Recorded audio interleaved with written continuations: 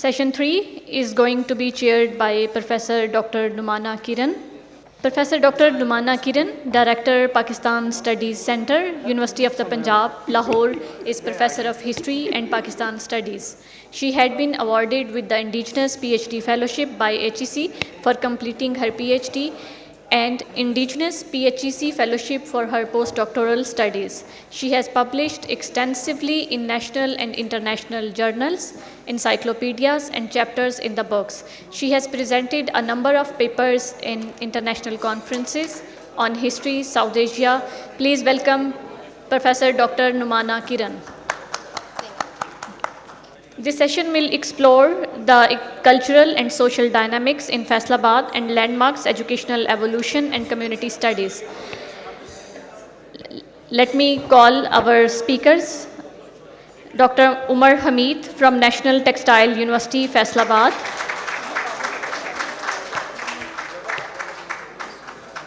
Mr. Irfan Valera, Quaid-e-Azam University, Islamabad.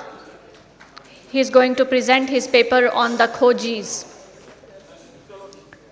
Hadija Binte Umar from KMA Institute of Creative Sciences.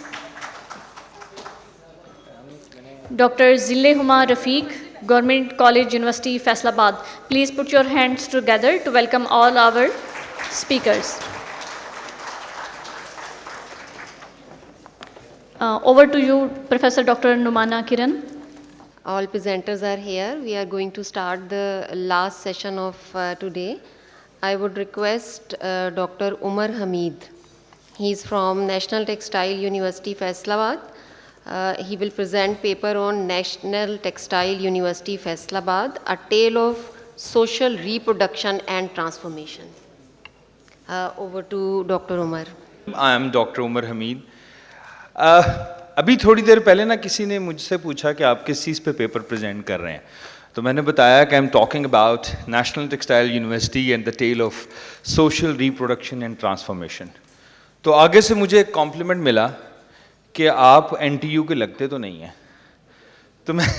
तो मैंने उनको clarify किया कि हाँ, I am not an NTU graduate, I am an NCA graduate and did my doctorate from university of Liverpool. लेकिन I spend my 7 golden years in National textile University. लेकिन मुझे ये पेपर लिखने का ख्याल जब मैं यूनिवर्सिटी के अंदर था तब नहीं आया. University give me an opportunity for my PhD in 2018 and fly UK to complete my PhD in Art and Design Education. तो उसमें आगे चल के मैं आपको थोड़ा सा मज़ीद भी एक्सप्लेन करूँगा कि आज जो पेपर मैं आपके सामने प्रेजेंट करने जा रहा हूँ, दिस इज़ एक्चुअली एक मॉड्यूल की असाइनमेंट है जो मैंने अपनी डॉक्टरेट के दरमियान में किया. So let's talk about it. Let's talk about the certain believe जो मैं समझता हूँ. सबसे पहली इट्स अबाउट द ब्रूडर्स लेंथ. मैं ये मानता हूँ कि every thing either it is a technological development, it always revolve around the economic condition of the nations. Capital, पैसे में बहुत ताकत होती है, हम इसको डिनाई करते हैं, लेकिन this is the reality of the world. दूसरी चीज़, being an academician, मैं इस चीज़ पे बिलीव करता हूँ कि यूनिवर्सिटीज़ को सिर्फ पढ़ाना नहीं चाहिए बल्कि इकोनॉमिक कंट्रीब्यूशन करनी चाहिए. And I feel myself privileged, I feel myself honored that I am the part of the university of this land जिसने इकोनॉमिक कंट्रीब्यूशन की beyond the political reputation of the university, लेकिन उसने ज़रूर इसमें perform किया. And definitely I believe on the industry and academia collaboration. तो आज हम ये देखेंगे कि एक छोटी सी university which is National textile University, उसने किस तरह से सोशली ग्रो किया है. And again I want to clarify कि this is the outcome of my module participation in 2018. और जो methodology मैंने की है, it was a very basic. I did some telephonic interviews with an old graduate और उनसे मैंने कुछ feedback लेने की कोशिश की, and then I cope up some of the university documents जो उस वक्त मेरे पास available हो सकते थे, and then मैंने उसको develop किया. तो इसका end result क्या निकला जो आज मैं प्रेजेंट कर रहा हूँ, that's what we called concept map.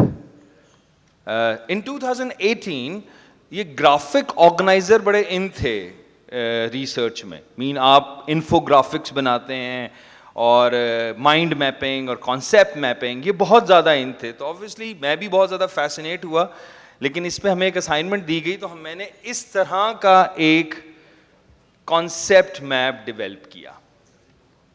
तो आज की बेसिक मेरी प्रेजेंटेशन इस कॉन्सेप्ट मैप को ही एक्सप्लेन करने पे है, जो कि एनटीयू की social transformation in the context of the textile industry. और ऑब्वियसली इसमें बहुत सारी बातें हैं, चूँकि एमेच्योर हैं तो यहाँ पे बड़े बड़े इंडस्ट्रियलिस्ट बैठे हुए हैं, तो पॉसिबली जब मैं इसको दोबारा से मैच्योर करूँ तो मैं आप लोगों से भी इसमें कंट्रीब्यूशन लूँगा. अच्छा, let me clarify one more thing, कि इसमें जो कलर कोडिंग हुई है, इसको मैं आगे फर्दर एक्सप्लेन करने जा रहा हूँ. The pink is 1950, yellow is 1960, fuchsia is 1970, blue is 80s, then I have a peach, then I have a gray and I have a parrot green. I hope मैंने कलर सही नाम लिए हैं. क्यों बेगम? क्योंकि मेरी बेगम हमेशा इतराज़ करती है कि आप टेक्सटाइल डिज़ाइनर हैं और आपको कलर्स के नाम नहीं पता. तो सही नाम लिए हैं. चलें अब हम इसको थोड़ा सा मज़ीद एक्सप्लेन मैं आपको करता हूँ. Let's talk about the 1950s. हमें ये पता है कि जब पाकिस्तान 1950 में मार्ज़ वजूद में आया तो there are only 2 textile mills, और जो कि उस वक़्त 8% पूरा करती थी इकनॉमिक जो की ज़रूरत थी हमारी टेक्सटाइल इंडस्ट्री की. लेकिन एक होप थी हमारे पास, और वो होप क्या थी? वो होप ये थी कि हम सेल्फ सफिशिएंट थे इन द कॉटन प्रोडक्शन, हम कॉटन प्रोड्यूस करते थे. दूसरी होप हमारे पास ये थी कि उस वक़्त का जो इंटरनेशनल इकोनॉमिक एनवायरनमेंट थी वो थोड़ी सी कंड्यूसिव थी, considering the development of the textile industry. और considering this thing, there was the development formation of industrial development corporation, और उसने एक प्रपोज किया, that was establishment of the institution of the textile technology in Lyallpur. That was the end of the 50s जब एक छोटा सा institution propose हुआ, considering कि जी हम सिर्फ और सिर्फ 8% जो है उसको कंसिडर कर रहे हैं. तो अब हमें जो आगे चल के national college of textile engineering बना, येलो कोडिंग, बिकॉज वो अगली डेकेड को रिलेट करती है, तो इस पे हम बाद में बात करेंगे. Let's come to the point, mean हम बात करते हैं 1950s की, 1960s की.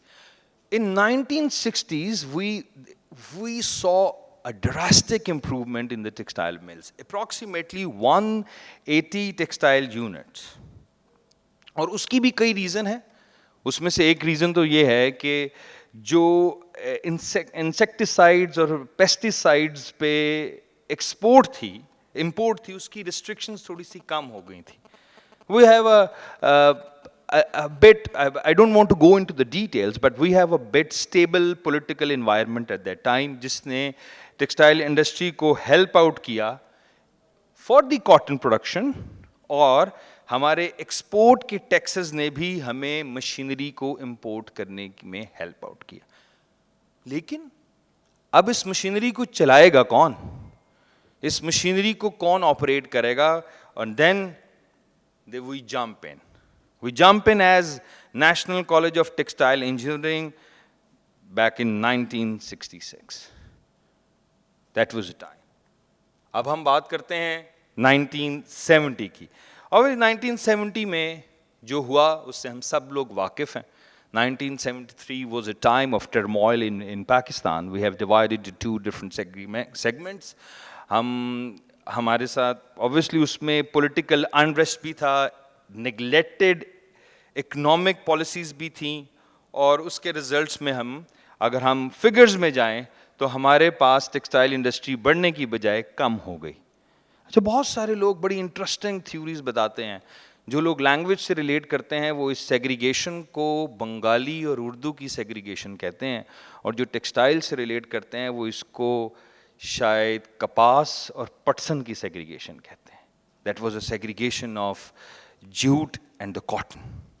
But that's not the topic of the today. I'm just talking about the اس کے ساتھ دوسرا چیلنج جو ہمیں فیس کرنے کو ملا that was quality control of cotton export. CEC بنائی گئی جو شاید میرے خیال سے پہلے کراچی ایکسپورٹ کارپوریشن جو کاٹن کی ویلیو کو چیک کرتی تھی جب جو ایکسپورٹ کی جا رہی ہے. اگین جب آپ نے کاٹن کو ایکسپورٹ کرنا ہے you need to check the value, اور اس کو ویلیو کو کرنے کے لیے کس کی ضرورت پڑی؟ National college of textile engineering کے گریجویٹس کی. اب یہاں پہ ایک امپورٹنٹ بات, جو لوگ ٹیکسٹائل سیکٹر سے ہیں, دیٹ واز اے ٹائم جس میں کاٹن کی اسپننگ انڈسٹری نے بہت زیادہ بوم لیا, اور اس کی ریزن یہ تھی کہ شاید this was the easiest section at that time ہمارے لیے. That was one of might be one of the reason. And then we move to the 1990s. A bit of the exposure. I don't want to involve the political agendas into my presentation, لیکن اس وقت ہم international exposure کی طرف آئے, اور 90s was a time that parallel to the spinning ہم نے mid-ups کی انڈسٹری کو اسٹیبلش کیا. میڈ اپ سے مراد وہی ہم نے بیڈنگز بنائی, پرنٹنگ یونٹس لگائے, اور اس پرنٹنگ یونٹس کی وجہ یہ تھی کہ جو پالیسیز تھیں گورنمنٹ کی وہ تھوڑی کمپیریٹیولی آج کے تھوڑی سی بہتر تھیں. گورنمنٹ کے میڈ اپس اور اس سے ریلیٹڈ جو ڈیوٹیز تھیں وہ کمپیریٹیولی آج سے کم تھیں. اور اگین اس میں national textile university, existing national textile university کا کردار بہت ہی امپورٹنٹ رہا. ہم لوگوں نے اسپننگ سے نکل کے پرنٹنگ اور ویونگ ان دونوں انڈسٹری میں کنٹریبیوٹ کیا. بٹ یہاں پہ ایک چھوٹا سا مائنڈ سیٹ ہے جو کہ ٹریول کرتا ہے ٹیکسٹائل انڈسٹری میں کنسیڈرنگ دی اکیڈیمیا. وہ یہ کہ اگر آپ نے جاب لینی ہے تو you need a reference. That was a mindset that was developing parallel to the competency in the education.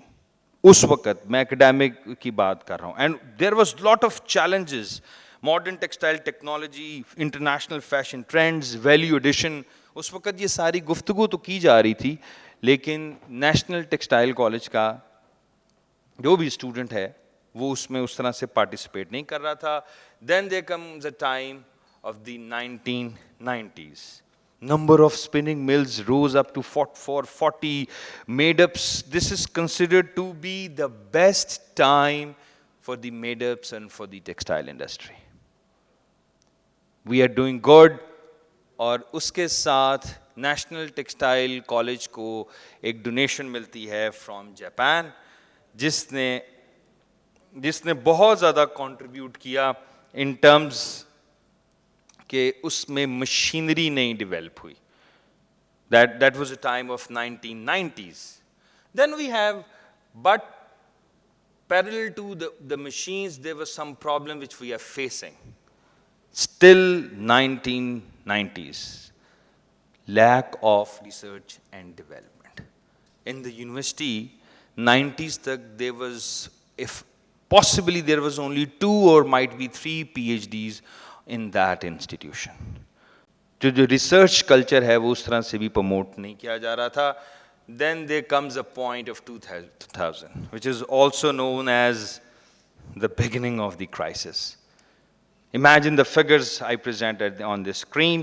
ہماری ایکسپورٹ 67% سے ڈکلائن ہو کے 2008 میں 55% تک آ گئی, جو اس کی کنٹریبیوشن تھی. There are multiple reasons behind it. Obviously اس میں جو WTO کی ایک بہت بڑا contribution تھا. Poor marketing is always related with the Pakistani community. ہمیں چیزوں کو مارکیٹ اس طرح سے کرنا نہیں آتا, and this applies to the textile product as well. اور جو ٹریڈیشنل میتھڈ تھا کاٹن کی کلٹیویشن کا, اس نے بھی بہت زیادہ ہمیں باؤنڈ کر کے رکھا کہ ہم چیزوں میں ڈیولپ کر سکیں. اینڈ دین یہاں پہ ایک اور چیزوں کی ڈسٹریبیوشن ہوئی کہ APTMA which was playing a leading role with the government in the progression of the NTU, उसके साथ एकेडेमिया के कुछ इशू हुए और उसको टेक ओवर करना पड़ा हायर एजुकेशन कमीशन ने। एप्टमा ने नेशनल टेक्सटाइल कॉलेज से को क्विट कर दिया। Then there comes a point कि इसमें उसकी मल्टीपल रीजन रही, जिसके पीछे obviously at that time national textile college turn into the national textile university, और देयर वाज अ नीड कि हम ऐसे इंजीनियर्स पैदा करें जो मर्चेंटाइजिंग कर सकें, हम सस्टेनेबल प्रोग्राम्स इंट्रोड्यूस कराएं। That was back in the late 2000। Textile merchandising, faculty को PhDs करने बाहर भेजा गया, इंडस्ट्रियल लाइजोन पे ध्यान दिया, and then there comes a point of 2010 till now. हम अभी भी जो हमारे चैलेंजेस हैं उससे स्पेसिफिकली जो इंडस्ट्रियल चैलेंजेस हैं उसको ओवरकम नहीं कर पाए। We are coping up with many things, but I'm happy as far as the textile university is a concern, because beside all these challenges, we have highest number of foreign PhD in textile engineering. National textile university is the university जो कि international textile conferences सबसे ज़्यादा held करती है। We have established as a university the programmes which are aligned by the textile sector. We offered the indigenous PhD program which become leader in the textile education. And definitely as an industrial project we have the highest number of academic projects. So that was the detail of this presentation. I am Dr. Umar Hamid. Thank you very much. Thank you. My last words, because I have 1 minute, my last words जो कि मैं conclude इससे relate नहीं है. There is a term we call opportunity blindness. With due apology, we always talk about, एक शिकवा है मुझे, मैं तारीख़ का तालिब इल्म हूँ, तारीख़ में मेरी डॉक्टरेट नहीं है, लेकिन हिस्ट्री ऑफ आर्ट बड़े शौक़ से पढ़ाता हूँ और बहुत जगह पढ़ाता हूँ। तो मुझे सिर्फ एक थोड़ा सा रिक्वेस्ट आप लोगों से यही करनी है कि हम में से कितने लोगों ने अपनी जगहों को, अपनी यूनिवर्सिटीज़ की हिस्ट्री को फॉर्मलाइज तरीके से एक्सप्लोर कर लिया है। We always study the history in a very generic way. We should emphasize our own culture, we should emphasize our own land, और मेरी आप सबसे रिक्वेस्ट है कि I'm more interested into small things जिसकी हिस्ट्री को हम डिस्कस करें। This is the only way to revive our tradition. Thank you very much. Now I would request Dr. Zille Huma Rafiq. She is assistant professor in GCU Faisalabad. She'll present on perceptions and realities, the role of Madaris in Faisalabad and Jhang. In the name of Allah, the most beneficent, the most merciful, I greet you all. I have a great opportunity to present this paper in this prestigious conference, international conference. The topic of my paper is Perceptions and Realities, the role of Madaris in Faisalabad and Jhang. This research paper conducts an empirical and comparative analysis of madrasa education in Faisalabad and Jhang. The focus is on population trends in establishing madaris. Madaris respond to government, politics, policies, students, teacher ratio, madaris student enrollment versus population ratio, boarded and non-boarded students, and the role of madaris in militancy. The studies used mixed method research, and the data was collected from representative of special branch, police officers, and administration. Now I start to discuss in detail. Madaris strength versus population. If we look at the data, we can see that 14,443 persons, we have one madrasa in Faisalabad, and in Jhang, we have 6,702 madaris for one person. There are total 832 madaris in Jhang and Faisalabad, and in Faisalabad we have 483 madaris, and in Jhang we have 349 madaris. The reason is the availability of more schools in urban areas. If we look at the ratio, we can see the Jhang has less madaris than Faisalabad. Madaris registration respond to government policies. Out of 832 madaris, there are only 476 madaris are registered in the in government, and 356 are serving without any registration. The comparison of the two districts reveals that the registration rate in Faisalabad is 69% as compared to Jhang, which is 31%. Student-teacher ratio. If we look at the data of student-teacher ratio, we can say that there is one teacher for 31 students, which is a good student-teacher ratio. We can see Deobandis have more teachers, as we see 29. For 29 students, there is one teacher for them. Student population ratio. The aggregate of student population ratio is 116/1 in the sample area. The detail depicts that Faisalabad and Jhang has 133/1 and Jhang has 86 students per ratio.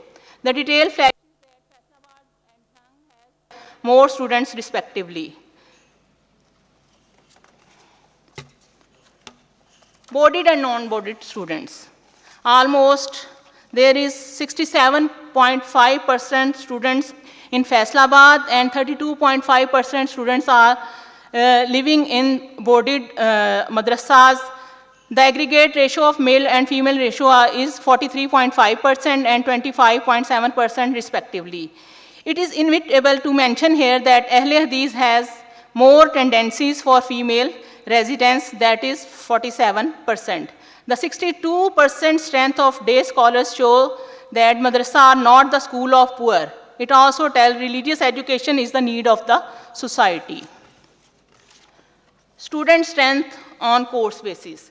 If we look at the data, we can say there are more students who are coming to madaris only for the learning of Holy Quran, memorizing the Holy Quran. The students of Faisalabad and Jhang have 69% and 70% strength in Hifzul Quran course, respectively. The sectarian comparison reveals that Deobandi, Barelvi, Ahle Hadith and Ahle Tashih students are studying Hifzul Quran courses 67.7%, 64.6%, 68% and 26% respectively. The majority of Ahle Tashih get admission in madaris for Darse-Nizami, whereas the Sunni sect does for Holy Quran mostly. Madaris' role in militancy. The study finds that the involvement of students in reported militancy or violent sectarian crimes is only 2.4%. This statistics suggests a relatively small but notable link between some madaris and militancy, indicated that a minority of these institutions may be involved in fostering extremist behavior. Madaris are not involved in militancy as propagated, but the mentions of this connection underscores the need for careful monitoring and regulating of madaris to prevent any potential role in militancy. Recommendations. Barelvi and Deobandi madaris indicate their dominance in religious education. The madaris education tendency is more in rural as compared to urban due to the lack of school infrastructure. As we look in our study, Jhang has more students enrolled in madaris. The analysis revealed that society wants their children to learn the Holy Quran by heart due to their faith. It recommends the Hifzul Quran class should be initiated at school level as it is the need of society. Urban area facilities more border students due to more donations. Student-teacher ratio show better relationship between students and teacher. Boarded students may be more vulnerable if any teacher manipulate or radicalize them, require future research. Madaris are not involved in militancy as propagated. In conclusion, I can say this situation necessitates stronger regulatory frameworks and engagement with unregistered madaris to ensure that religious education aligns with national interests and promotes social cohesion. This can reduce the risk of radicalization. Thank you. Thank you, Dr. Zillehuma. Now I would request Irfan Fazil Valara from Quaid-e-Azam University. He will talk on Khojis in the village of Punjab, a case study of district Chiniot. Briefly, we will discuss 4 or 5 dimensions of this traditional profession. Firstly, we should see the pictures of some Khojis that I had taken during field research. Firstly, if we talk about the background, the word Khoji means the trackers, investigator, who traditionally track the footprints or the hoofprints of animals in a village, especially in the criminal incidents of animal theft. In Sindhi, they are known as Peri, and in South Punjab, they are known as Suragi. But in our Sandalbar, they are known as Khojis. A Khoji has a keenness of an archaeologist, a memory of a historian, and an observation of a scientist or philosopher. The area where we are sitting now is known as the Sandalbar. And if we talk about the history of this region, the grazing pastures and the forest of this bar were famous for cattle lifting. There were huge numbers of cattle in this area, and in fact, there were some coast. They were famous for their steel kettles. So, due to this background, we can find a number of Khojis in this area between the river Chenab and the river Ravi. Currently, there are 20 both senior and junior Khojis in district Chiniot.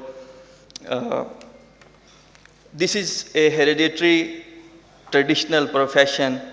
The art is handed down from one generation to another generation within the Khoji families. Apart from generation knowledge, experience and age of a Khoji also matter. But there are some examples that there are Khojis who learnt this profession for their interest due to many reasons.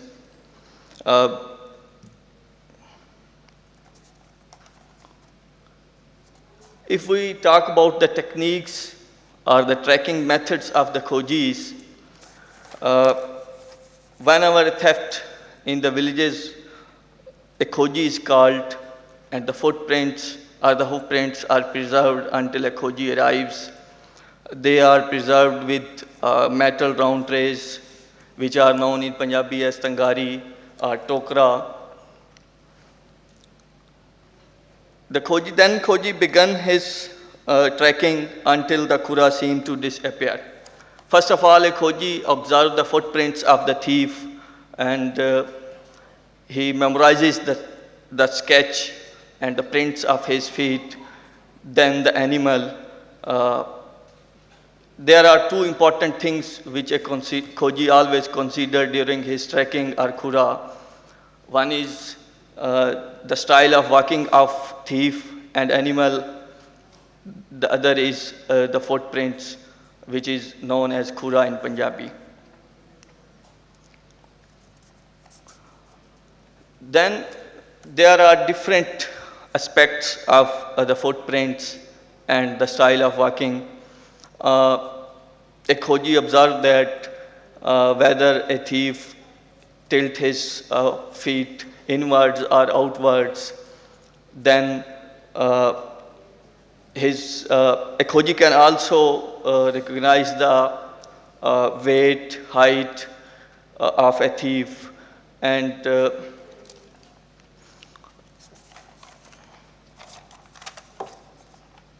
Khoji understands that in the village of hierarchy, people are divided according to their occupation. By performing the occupation through generations, it affects the whole body language, including chal.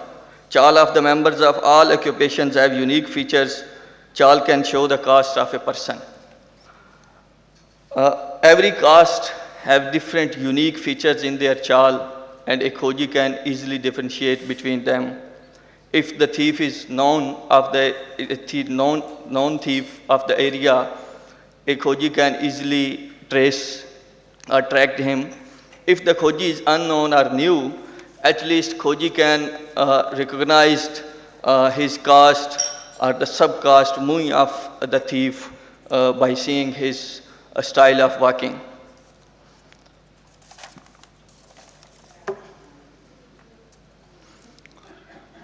The memory of Khoji matters a lot in this profession. A Khoji can remember the footprints or hoofprints of animal for years. The Khoji Talib Hussain told me that he can remember the footprints of a thief for at least 15 years. And whenever he will do a theft again in the future, he can easily recognize him. Then a Khoji also can differentiate between the gender of the animals.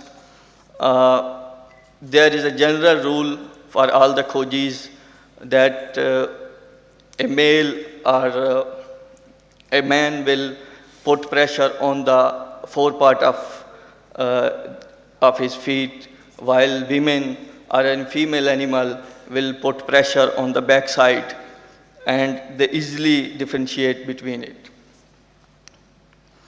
They say that as faces or fingerprints are not same, same is the case with the footprints and hoofprints, and different caste has different style of walking. According to Khoji Anwar Vance, a Khoji who remained for some years or work as a shepherd in the fields can become a better Khoji because he has a better stamina of walking for kilometers without any food or water. And there are some principles on which a Khoji track or work. First of all, that there is no fixed fee for these services. Whoever comes to a Khoji, he never refuses to go with him due to money. And there is no fixed time. At whatever time someone came to him, he will go with him and provide his services without any fixed fee, or whoever someone gives him some money or something other like these things, they will accept it happily. Then they always prioritize who comes first without any distinction of caste or color. Whoever comes on their doorstep, firstly, the Khoji will go with him. Then they always try to be with justice and try to help the poor in the villages. If his son would be a thief, he will tell to the victim's family that my son is thief. Then there is an important role in our collectivist or agrarian society that a Khoji plays. In the non-formal justice system, in the past, even in the present, a Khoji often called by a panchayat and help the panchayat in recognizing the thief or the criminal, and his testimony is very much important in solving the case in the non-formal justice system. But if we talk about the formal justice system, police always takes their help in all type of crimes, in murders, in robberies, in housebreaking, in animal theft. In fact, in every thanas in district Chennai, police cannot complete their investigation without the help of Khojis. And there is another dimension that in the formal or state justice system, Khojis are recruited as constable in the police. Then they make progress on their services. Some Khojis retired as sub-inspector from the police. And they help the police in every type of cases. They are ready to help the police. And if we talk about the challenges that centuries-old profession is facing currently, firstly, that non-formal justice system that was in the past in a collectivist agrarian society now is on decline in the villages of Punjab. Those panchayats are not playing their role in non-formal justice system. So Khoji is losing his relevancy in the villages. And the other important thing is that his authority is not accepted as it was accepted in the past. If Khoji pointed a theft at someone, they replied or they solved the issue with the help of panchayat or deradars, but now this is not the case. And the methods of crime are also changed, that now there are metal constructed road. It is not easy to read the footprints on these roads. And the criminals also change their methods of crime. Now they use vehicles for carrying animals, and the Khura lost within 10 or 5 kilometers. There is another economic dimension of this, that in the past, most of the Khojis belonged to the peasant families. Their income came from agriculture and cattle, but now the new generation of Khojis is thinking in terms of finances. They don't want to join or to pursue this profession because there is not a fixed fee or there is not a pay in this, and it is a social activity that provided to the people without any charges. And the societies also become individualistic. In the past, it was a united society, and I think these are the challenges to this centuries-old profession. And if we talk about some terms which are used by the Khojis, one is muhar. When they are on their khura or trekking, they try to understand the muhar and they know the muhar. Muhar means the direction of thief, where he will take the animal. And the other is trade. Trade means that if Khoji lost his khura or footprints, he will try to find it, and they will disperse for kilometers to try to search for the khura, and it is known as trade. Other is Vahar, the group of people who accompany the Khoji on the khura. They are mostly from the victim's family, neighbors, the people from the village who accompany the Khoji. They can be of 20, 30, or even to 100 or 200 people. I think I will conclude.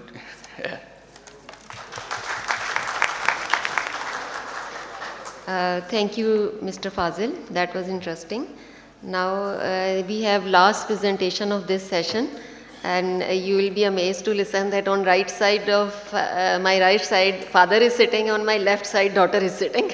So now it's turn of daughter, Khatija binte Umar. She is student of A levels and I appreciate her. The topic of her presentation is Evolution of Educational Landscape in Faisalabad, a historical and analytical study. Bismillahir Rahmanir Rahim. While preparing for my O-levels exams, I started to spend most of my time at home. This was the time during which I started to help my father with his lectures on education and began to become familiar with the names like Jean-Jacques Rousseau, Thomas Jefferson, Karl Marx, or Paul Freire.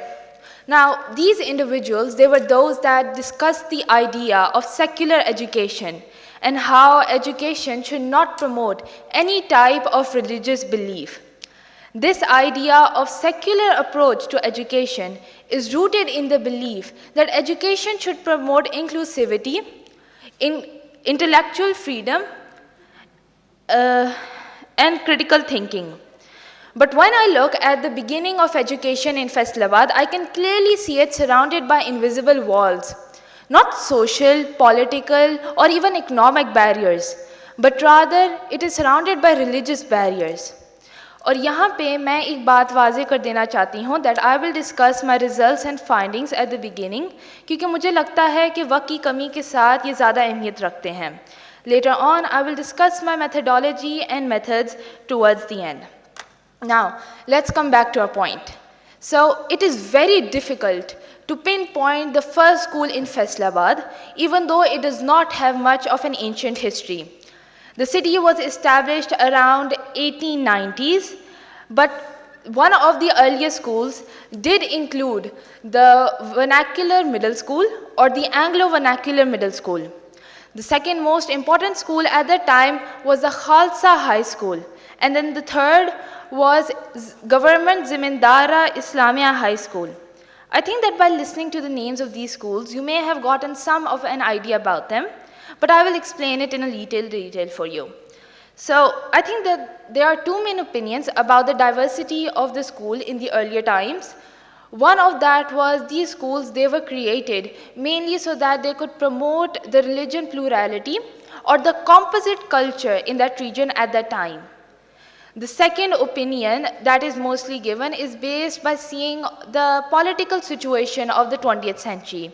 And that is that these schools, they were made to promote a particular ideology or a particular religion or possibly a political affiliation. So let's get an overview of these schools. So first of all, we have the vernacular middle school or the Anglo-vernacular middle school. So this school, it was established by the British Raj to promote education between the local people as well as keeping in control over the content and the curriculum. और ऐसी ही एक कामयाब कोशिश लायलपुर में भी हुई जो इस वक्त के मौजूदा government girls secondary high school कारखाना बाज़ार के बाहर से शुरू होकर गवर्नमेंट कॉलेज यूनिवर्सिटी तक जाती है. So the next most important school at that fortunately we have a list of pioneers on the university website. However, I don't know that how these pioneers helped in the establishment of this school. One of the most important school at that time was the Khalsa High School. It was established around 1908 and its first headmaster was the Master Tara Singh. So this school produced one of the most notable alumni of that time. And I don't know much about Headmaster Tara Singh, but what I do know about is that he remains a controversial figure in the history of Mutala Pakistan. Now, as you can see on the screen, many of you will be familiar with his face probably. So he is considered as one of the greatest love story villain in all of the Indian cinema, as well as lead character of Mughal-e-Azam, Prithviraj Kapoor. And he is one of the alumni of Khalsa High School. And I haven't seen any of his films, but I do know about his great grandson, Ranbir Kapoor. Now, there's another side to the story that I want to tell you. So there is another college in Jalandhar which is known as the Lyallpur Khalsa College. Its history begins as it was established as the Khalsa School in Lyallpur in 1908. Later it became a college in 1926 and was then re-established back in Jalandhar in 1948 after the partition. वो गुलजार साहब क्या कहते हैं, वो छोटे छोटे धागे जो सब रिश्ते थाम कर रखते हैं, वो छोटे छोटे धागे जो सब रिश्ते थाम कर रखते हैं, एक सुबह सब डोरी से टूट गए, एक सुबह बंधन से छूट गए. Now, however, we must not forget another important school in Lyallpur at that time, that was the Government Zimindara Islamia High School. Established in 1911 by M.K. Abdan, Meher Abdan, it was the first school in the rural Faisalabad, and then thus later it became the first school in the whole of rural Punjab. Now this high school, it produced one of the most notable alumni, including Captain Raja Muhammad Sarwar Shaheed. One thing I want to highlight about pre-partition schools is that the alumni of the schools at those times, they were more politically and socially aware, even more than now so. And I think that there is a great lack of documentation and archival studies about these schools, their buildings, and the other aspects. And so there, after the partition of 1947, there was a major shift in the educational system of Faisalabad, even though it faced many challenges. So first of all, after the partition, the education system came under the control of the local bodies, which did not have any clear policy about the education system, especially at the primary level. After the government intervention in 1962, this school system came under the government control, and therefore they established a centralized control, which later led to the establishment of the district primary education committee, and later the appointment of district education officers. Now, there were many schools at that time, which included some like madrasas, like the religious schools, which offered education only on a primary level, especially to the unprivileged. Meanwhile, the primary sector, the private sector also began to emerge with offering better facilities and education for middle and upperclassmen. So this then later laid down the foundation of what is now the current school system of Faisalabad. So after 1990, I must say that the major shift in the school system came after the development of divisional public schools. These schools were the most, you can say, the most selective school systems of Pakistan that were made after 1958 to 59 Sharif Commission recommendation. और इस तालीम का policy आज का मौजू नहीं है, लेकिन मैं आपको एक बात बताना चाहती हूँ that these model schools that they later laid down the foundation for the private schools in Faisalabad. So after 1990s, there was a major shift in the schooling system, especially when the private schools began to emerge and secure top positions both academically and in extracurricular activities. And the main reason for this was the government schools began to decline because they had lack of funds, and they did have an outdated curriculum. The private schools but also faced another struggle because they had to keep in balance of the quality and the cost of what they give. So this reflects a broader struggle in the education sector. In Faisalabad, the growing inequality of the school system, this causes a large diversity amongst the students because, most of the wealthier parents, they opt for their children to go into the private schools, leaving disadvantaged students like centered in the government schools. So the students in the private schools, they are more, you can say that they are more achievable, like they achieve more grades, and they are like highly, you can say that they are more intelligent. Basically, that's what it says. They are more intelligent, they secure good grades, and they succeed both in academics and then later in life. And most of the parents at the time, they opt for the private schools because they think that these private schools offer more opportunities. And this reflects the Borg theory, which says that everything that we do, or all the education opportunities that we give to our children, it revolves around our capital, revolves around our money. So the objective of this study was approached through a qualitative research design, utilizing face-to-face and in-depth interviews to secure a subjective experience. A constructive approach was adopted to explore these experiences and employing purpose sampling to select the participants. The data was then analyzed using thematic analysis, and Borg's framework was then applied to interpret the findings. अब मेरा ये ख्याल है कि फैसलाबाद में हम वहीं पे खड़े हुए हैं जहाँ पे हम पहले खड़े हुए थे जब तालीम का ये सफ़र शुरू हुआ था।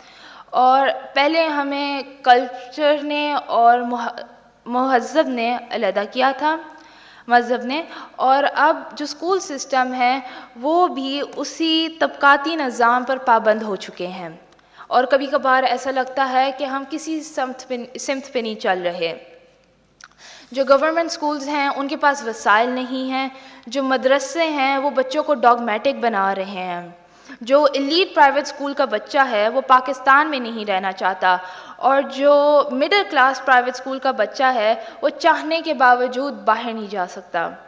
मेरा ये ख्याल है कि हमें इस स्कूल की तारीख को इस स्कूल की तारीख को अहमियत देनी चाहिए ताकि हम मुस्तकबिल के रास्ते के लिए नए रास्ते तलाश कर सकें।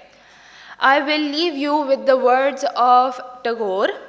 The highest education is not that which merely gives us information, but that which makes our life in harmony with all existence.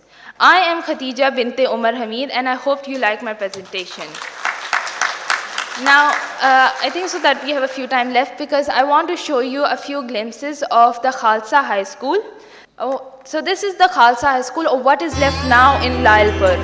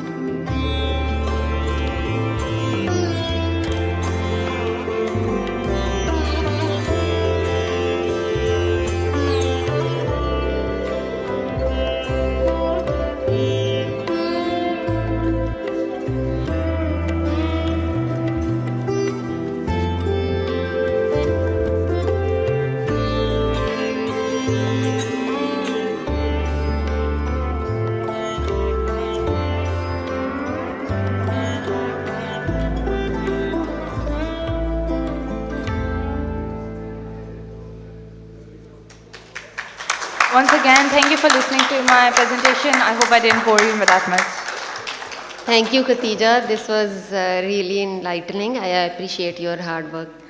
Now floor is open for question answer. First of all, I would like to compliment the girl for doing a wonderful job.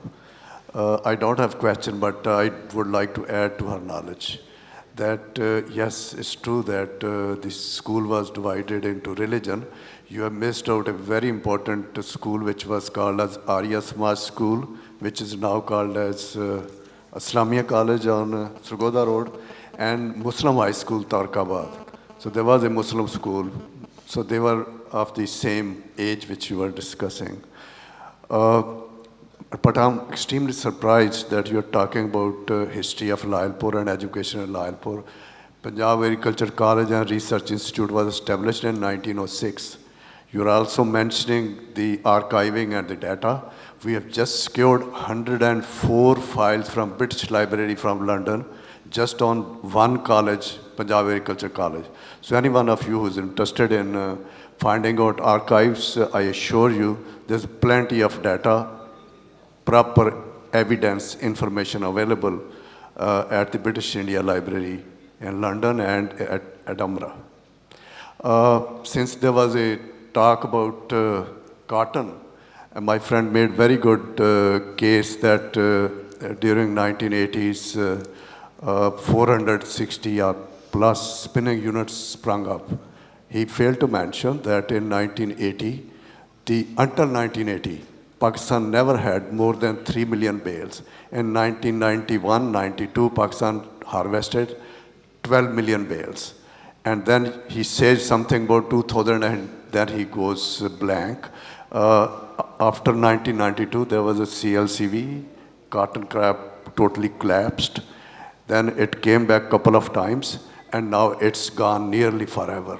So if it is a textile city, then think about cotton revival.